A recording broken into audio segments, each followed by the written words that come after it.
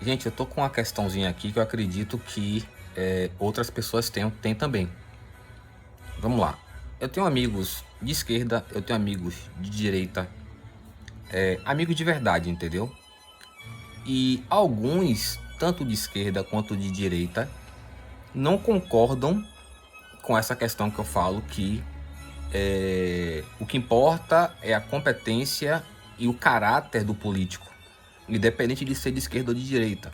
Até porque as competências de cada lado são complementares, são divergentes, né? Desculpe, são diferentes, né?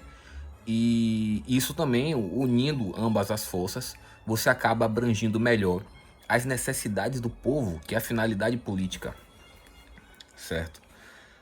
Se você tivesse todo um poder de um lado, com certeza teríamos deficiências estatais, né, mercadológicas, que provavelmente não seriam perceptíveis. Estamos falando de Estado, né, um Estado de, consequentemente, um país pequeno, médio ou grande, é uma carga complexa para se lidar. Então, a competência tem que ser grande para lidar com isso aí, principalmente se seu desejo for grande em relação à população. Tem que se fazer muito, sacrificar muito, se esforçar muito, aprender muito. E embora a partir de alguns princípios aqui, muita gente tem um coração bom, tem algum entendimento político, mas não estudou política de forma alguma e não estuda. Dá para você dialogar, dá para você ensinar quando você sabe mais. E são pessoas, às vezes, né, na verdade, muitas vezes, coerentes. Quando você expõe algo avançado, ela entende, ou então se surpreende, se esforça, entende ou entende na hora, e vê que vai além do que ela pensa que é. Devido a ela ter um mínimo de humildade, caráter, inteligência, qualidades incomuns. E isso vale para qualquer contexto e assunto da vida. Então, bora pegar alguns princípios básicos aqui. Nem todo mundo sabe o esforço, o sacrifício que é para a gente dominar a política.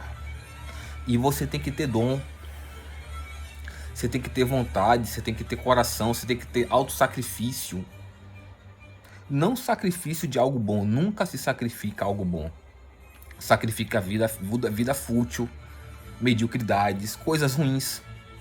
Que a princípio, para uma pessoa pequena, todas as coisas pequenas e fúteis e medíocres e nocivas são enormes para essa pessoa. Ela gosta do que não presta. E ela tem ódio no coração e odeia. E como ela está inundada, o espírito, a alma está cheio de maldade, cheio do que não presta, tudo que é bom ela odeia. Ela está odiando assim, né? Claro, uma pessoa que se inunda, se enche de maldade, de coisa ruim, claramente a pessoa que não tem amor próprio se odeia também. Você não pode esperar outra coisa além do ódio vindo dela a você, se não for o ódio e a maldade, já que ela faz tanto mal a si mesma. Não, não é trauma. E não é a questão agora aqui. Beleza? Não misturemos as coisas. Eu detesto quando as pessoas começam o assunto, ramifica pra um bocado de coisa e não termina nenhum dos assuntos, cara. É melhor não conversar. Se não for pra concluir um tema, um assunto, um contexto, um problema, é melhor não conversar, né? Uma bagunça, uma desorganização. E você pergunta dos assuntos anteriores, a pessoa não lembra. E tem gente nociva que desvia o assunto de propósito e se chateia quando você tenta completar. Evita essas pessoas. Então vamos lá. Você sabe a dificuldade que é qualificar um político verdadeiro? Tem gente na política que é até famosa aí. Eu chamaria de técnicos, mas não são cientistas, não são qualificados do nível mais alto. Então me diga, na economia, um dos conceitos principais que mostram, que a economia mostra pra gente em relação à vida, ao mundo, já que é uma ciência, ela lida com as coisas da natureza, do universo palpável e intelectual. Ela fala claramente que tudo nesse mundo é escasso e acaba. Menos o átomo, né? Que o átomo é infinito, é eterno. Então tudo acaba, até a mão de obra política, eu acabo, todo mundo acaba. Imagine você perder um político extremamente competente, qualquer cientista competente, uma perda assim, inestimável. Não lhe garante você qualificar outra pessoa do mesmo jeito. Então eu estou agravando como a própria economia trata. Que existem valores diversos para certas coisas. E tem coisa que só tem preço. Não quer dizer que o preço determine que tem algum valor. preço é preço, valor é valor. Isso está claro na economia. E é claro, e fica claro que na economia que tem coisa que não tem preço, né? Você acaba concluindo que não se deve vender certas coisas. Como muita gente vende a própria alma, se vende, né? As pessoas que só assim, a gente pensa assim, não, ele vendeu os princípios dele, ela vendeu os princípios dela. Não, ela nunca teve, ele nunca teve. Não teve princípio, não tem valores. Aí imagine, você pega uma coisa rara, pessoas com valores e qualificação, inteligência, vocação, sacrifício, esforço, e aquela pessoa acaba. E isso vale para qualquer coisa desse mundo aqui. Qualquer coisa. A madeira que a gente usa acaba, tem que renovar. O petróleo não renova. Temos que encontrar outros meios de energia. A eletricidade tem que ser renovada, porque ela se acaba, né? Você construir um prédio tem que ter manutenção, e ele também acabará um dia. Tudo aqui acaba, tudo é escasso. E no estudo do capital, a gente estuda alguns elementos capitais. Tudo é material ou imaterial, como uma ideia, né? O capital é uma ideia, né? O próprio dinheiro é uma ideia. Você não faz nada com o dinheiro, é um papel, você não faz nada com ele.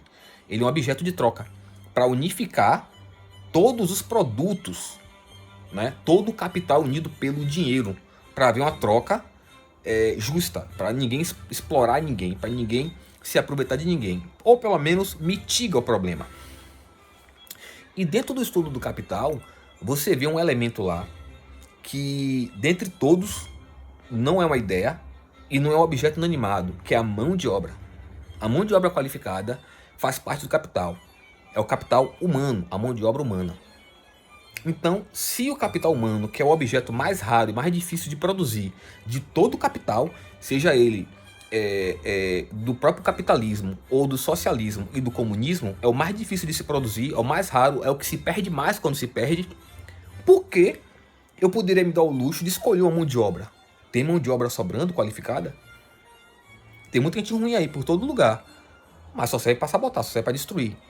Então esse é o conceito econômico que eu quero aplicar, do fato de que tem que ter uma união de mão de obra qualificada em todos os setores, principalmente no setor político, que é social, comunista ou capitalista, né, no caso direita e esquerda, que eles separados são muito deficitários de certos conhecimentos. E não tem muita mão de obra qualificada em nenhum dos dois lados. Então por que eu descartaria a mão de obra qualificada do outro lado? Por causa de ódio? Eu tenho que me prejudicar o povo, alimentar dentro de mim o ódio, porque eu me deparei com pessoas malignas que se disseram de direita ou de esquerda e mancharam a imagem da esquerda ou da direita. Observe que esse ódio tem tanto tempo que ninguém nem mais sabe a origem, que já é uma coisa natural, praticamente. Não que o ódio seja algo natural. Natural é da natureza, é coisa boa. Esse ódio, essa rixa, já é tão profunda e tão antiga que todo mundo pensa que é uma coisa natural, uma coisa comum e que deveria sempre existir. Como eu falei, a questão de a gente pensar que o Estado tem a obrigação de dar educação, de dar segurança e saúde, mas todo mundo quer que elimine estatais e impostos. Sim.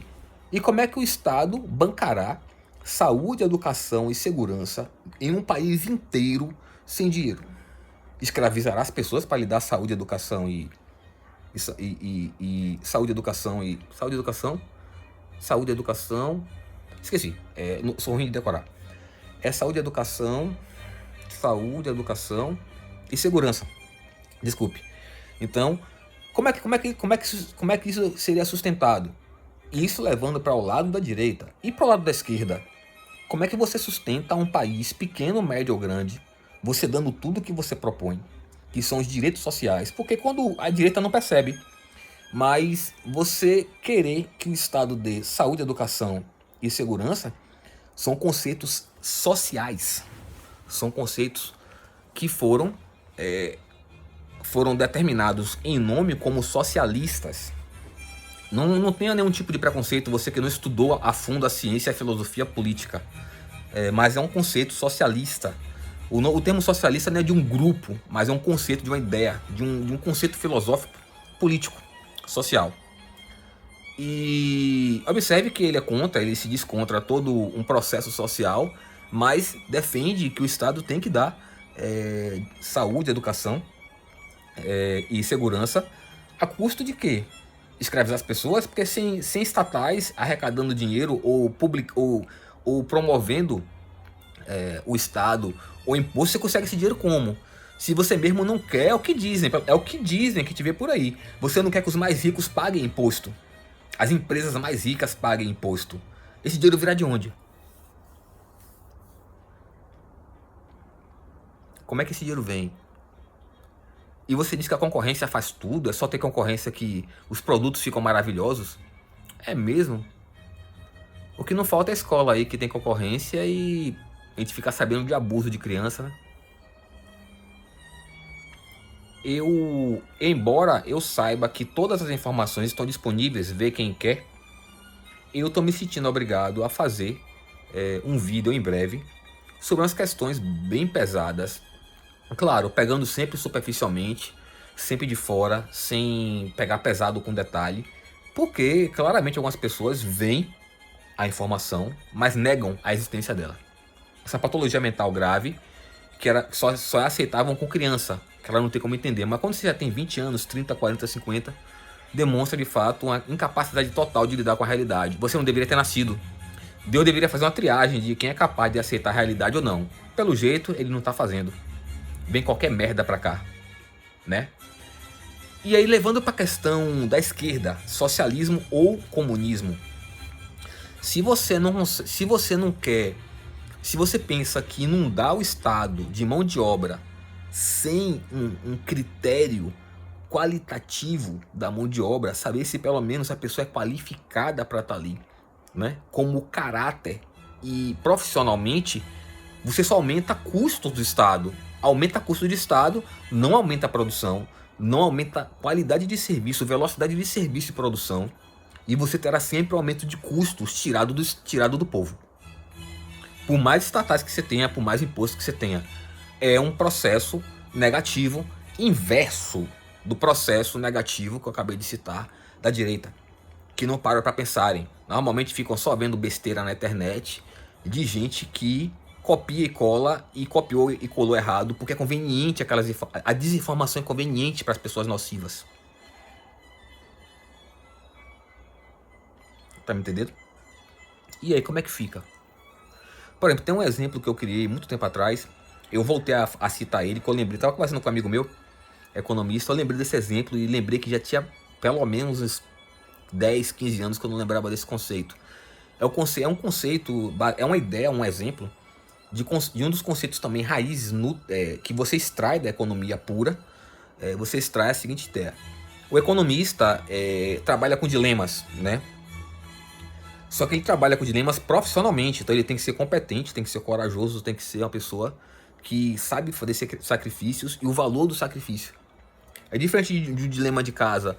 Se você quer comprar um iogurte ou um chocolate, no final das contas você come os dois, se incomoda ali, mas ninguém morre, ninguém sofre com aquilo ali. No economista, quando ele está lidando com decisões, né? Decisões de uma empresa, decisões do Estado, decisões de líder, de uma forma ou de outra, são decisões que requerem competência para tudo, velocidade, agilidade, domínio do contexto, uma qualificação absurda, sacrifícios. Que é o exemplo que eu dei é o seguinte: a pessoa que não sabe escolher rapidamente em um contexto que tem tempo para você escolher, se você quer perder 100 ou 1000, essa pessoa que não sabe fazer isso, o tempo passa e a empresa, ou Estado, ou o povo perde 10.000. Se tiver sorte, se não for muito mais que isso aí. Retomando, a pessoa que não sabe escolher entre a perda de 100 e 1000, perde 10.000, perde 100.000, perde 1 milhão. Ficou claro? O tempo passa, tem que tomar decisão. A regra é essa aí. A gente entende isso aí com o estudo e a prática da economia. Tem muito disso aí, principalmente no Estado. Lidando com vários elementos sinérgicos, interagindo com vidas humanas. Milhões de vidas humanas. A depender do país, bilhões. Então toda decisão, uma coisa que todo político nunca pode esquecer. Quando você se torna um político, ou um assessor de um político, alguém que interage com decisões políticas, você nunca pode esquecer que toda decisão sua, toda, afeta positivamente ou negativamente a vida de milhões de pessoas ou bilhões de pessoas. Em sua região ou fora do seu país. Sempre. São regras básicas de economia e política, filosofia e ciência política e economia. Então essas pessoas que estão lacrando por aí, falando besteira, cuidado porque podem estar desinformando você. Você entendeu? E na economia, esse exemplo que eu criei, eu lembro que para as poucas pessoas que eu revelei, muito tempo atrás, fizeram elas pensarem que a coisa é mais complicada, entendeu? Não é tão simples assim. E basicamente, política trata muito de decisão. E decisões cruciais, dilemas. Né? Na economia trata de dilemas. Tem um termo em inglês também que eu não decoro. Tem vários termos que eu não decoro. E esse de dilema, como é comum na vida da gente, a gente tem que estar atento. E com o tempo de estudo de economia também você fica mais ligado em algumas coisas. Eu acabei lembrando agora, por acaso, que eu nunca lembro o termo dilema, que é um termo comum de eu aplicar. Então cuidado com isso. Né? Qual seria o dilema aqui? O dilema, observe que eu falei só em dilema aqui. Um dos dilemas é eliminar todas as estatais e impostos e o povo ficar sem educação. Sem educação. Saúde e segurança. Outro dilema, entupir o estado de mão de obra tóxica e sem qualificação e explorar mais o povo com impostos e estatais. Outro dilema, eu ignorar a mão de obra qualificada e de caráter bom da outra vertente política, direita ou esquerda, por causa do ódio. Expondo simplificadamente assim, como eu faço na idade que eu tô, com a experiência que eu tô, com o conhecimento que eu tô, expor dessa forma fica fácil você ver que são dilemas simples de serem tomados decisão. E eu entendo que quem não tem competência não consegue ver com essa clareza, com esse domínio. Mas agora que tá claro, qual seria a sua decisão?